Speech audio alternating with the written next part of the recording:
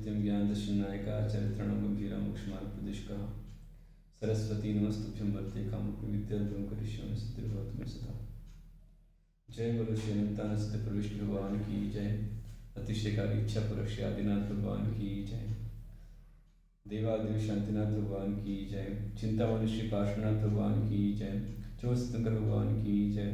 गुरु आचार्य श्री गुण सागर जी गुरुदेव की जय। गुरु आचार्य श्री गणपति जी गुरुदेव की जय। तीन करुणा कोटि गुणराज की जय। अहिंसा में सनातन जैन धर्म की जय।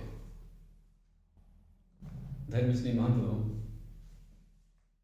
आप लोगों का परम सौभाग्य है कि आप सभी नांदनी शहर में हमारे दोनों शिष्य मुनि श्री श्रेष्ठ गुप्त जी और चंद्रगुप्त जी उनका चतुर्मास का लाभ ले रहे हैं।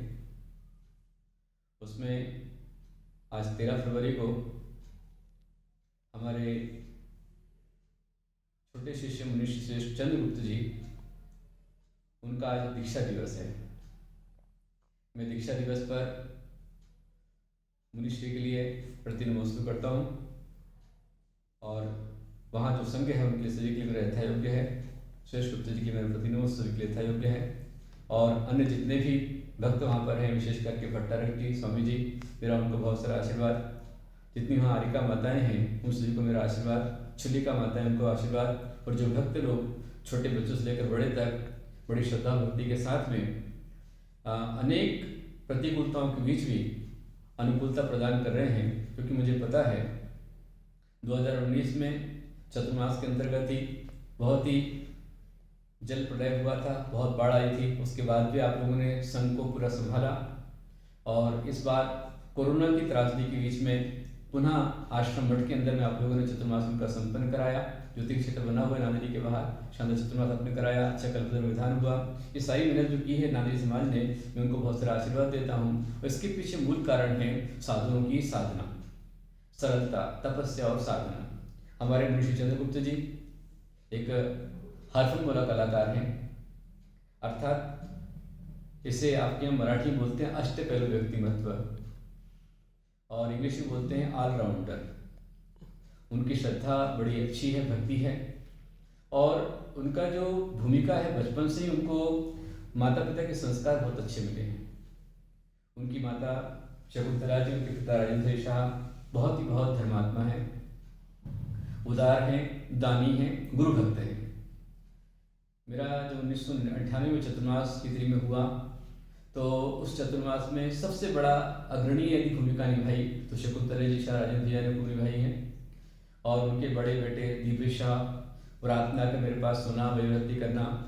और उनके जो माता पिता हैं चंद्रगुप्त जी के, शकुंतला जी, राजेंद्र भाई, बराबर रोज भगवान का अभिषेक करना, पूजन करना। और यदि नगर में साधु आए हैं तो अपने घर पर चौका लगाना और जिसके यहाँ चौका लगा वहाँ जाना, जाकर के हारदान देना। ये बहुत अच्छी श्रद्धा भक्ति शकुंतला जी की है। और उन्हीं के संस्कार बढ़कर के, मतलब जितने शकुंतला जी में उससे 10 गुना 100 गुना बढ़कर के चंद्रगुप्त जी में वो संस्कार आए हुए हैं। उनकी बहन अलका भी है, वो भी आध्यात्मिक साधना की अच्छी साधिका है। चंद्रगुप्त जी मेरे पास लगभग ये समझिए कि उनके जीवन के 15वें वर्ष से मेरे साथ रखते हैं, क्योंकि उनको 1983 का उनका जन्म है, 11 जून 83 को उनका जन्म हुआ और मैं वहाँ पर 98 में गया। तो जो 15वें वर्ष के अंदर थे और मैं समझता हूँ कि शायद वो 9th क्लास में पढ़ रहे थे, तब मेरा चतुर्मास वहाँ पर हुआ। और उस चतुर्मास का पूरा आनंद चंद्रगुप्त जी ने और उनके साथ में जो उनकी मित्र मंडली थी, जितने भी लड़के और लड़कियाँ उस उम्र के थे, उस देश के थे, सभी ने अच्छा लाभ लिया।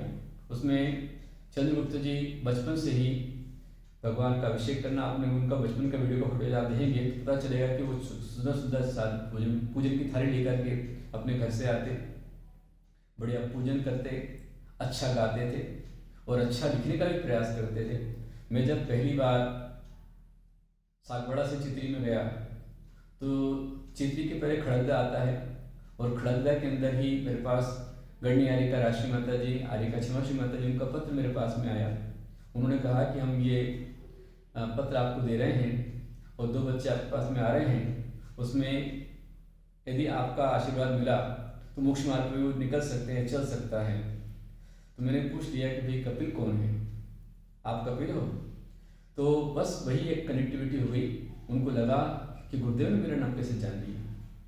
और मैं उसकी भक्ति, श्रद्धा और लगन, क्योंकि उसने 3 बार उठ बैठ करके नमोस्तु किया, और पास में आकर के बैठ रहा हो बच्चा, मैं समझ लिया कि अवश्य में इसमें ये गट्स हैं, भावना है, और कुछ पूर्व का संबंध हमारा उनका रहा होगा। इसलिए 15 साल की किशोर अवस्था के अंदर में अपने, जो कि कभी माता के बिना एक दिन भी नहीं रहे, पिता के बिना नहीं रहे, वो माता पिता को छोड़ करके हमारे साथ में आने को तैयार हो गए। और पहले हालांकि पूरा चतुर्मास जो हुआ, उस चतुर्मास में बहुत अच्छी भक्ति इन बच्चों की रही। चंद्रगुप्त जी विशेष में रहे कपिल भैया के नाम से, बराबर जब भी छुट्टी रही तो मिलकर के सारे दोस्तों के साथ मिलकर के चौका लगा लेना, आहार देना, और छुट्टी नहीं भी रही तो भी दर्शन करके जाना और अभिषेक भगवान करना। रात को आकर के, शाम को आकर के सारे बच्चे मिलकर के जहाँ मैं रुकता था वहाँ पर स्वयं ये सारे बच्चे ही पूरे कमरे की सफाई करते थे, जिनवाणी पे जमा करके रखते थे, मस्ती भी करते थे, खेलते भी थे, लेकिन भक्ति भी करते थे। बहुत श्रद्धा इन लोग की बच्चों की थी। उसमें से एक पुण्यात्मा जी, मैंने चित्र में जब चतुर्मास किया तो मैंने मेरे मुख से निकला कि भाई चतुर्मास को लेके जा रहे हो तो मुझे कम से कम 5 बच्चे आपके यहाँ से चाहिए। भगवान चंद्रपुर जी का अतिशय रहा कि 5 भव्य आत्माएं वहाँ से आगे बढ़ी। उसमें सबसे आगे अभी हमारे चंद्रगुप्त जी हैं, जिन्होंने 6 अक्टूबर 2003 को फलटन शहर महाराष्ट्र में मुझसे क्षुल्लक दीक्षा प्राप्त की, और वहीं बहुत शानदार दीक्षा उनकी संपन्न हुई। उससे पहले 27 मई 2001 को, जिस दिन मेरा आचार्य पदारोहण हुआ, उस दिन ही, मेरे आचार्य पदारोहण के दिन ही उन्होंने कहा कि गुरुदेव आपका आचार्य पदारोहण हुआ है और आपके यहाँ से दीक्षा होनी चाहिए। मैंने दीक्षा किसको दूँ? बोले मुझको दो।